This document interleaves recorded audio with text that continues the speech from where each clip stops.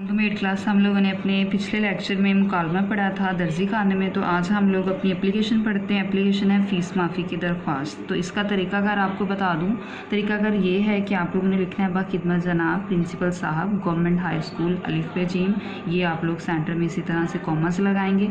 उसके बाद हम लोग लिखेंगे जनाब आली। आली के ऊपर खड़ी ज़बर नहीं डालेंगे क्योंकि वो आला बन जाएगा। ये हम लोग नदाइया की अलामत लगाएंगे। नदाइया की अलामत हम लोग तब लगाते हैं जब हम लोगों ने किसी को मुखातिब करना हो यानी पुकारना हो।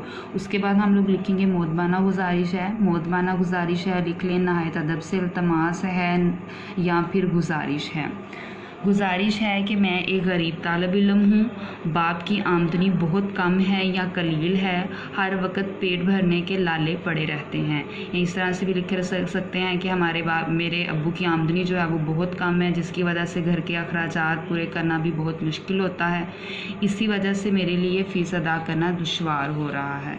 मेरा तलीम हासिल करने का शौक़ मुझे मजबूर कर रहा है। आप ये भी लिख सकते हैं कि मैं स्कूल की फ़ीस अदा नहीं कर सकता और मुझे तलीम हासिल करने का बहुत शौक़ है।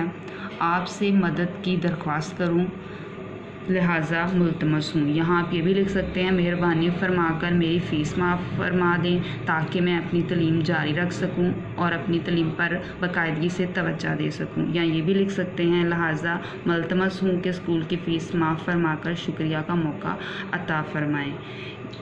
और बाद में हम लोग करम होगा ज़्यादा अदब न्याज़ या सिंपल लिख दें कि स्कूल की फ़ीस माफ़ फरमा दें, मैं आपका बहुत शुक्रगुज़ार हूँगा।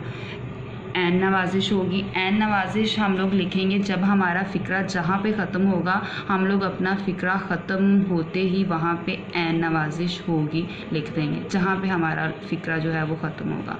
उसके बाद हम लोग ये लिखेंगे अलर्ज़ आपका शगीरत अलिफ पे जीम या आपकी शगीरदा अलिफ पे जीम।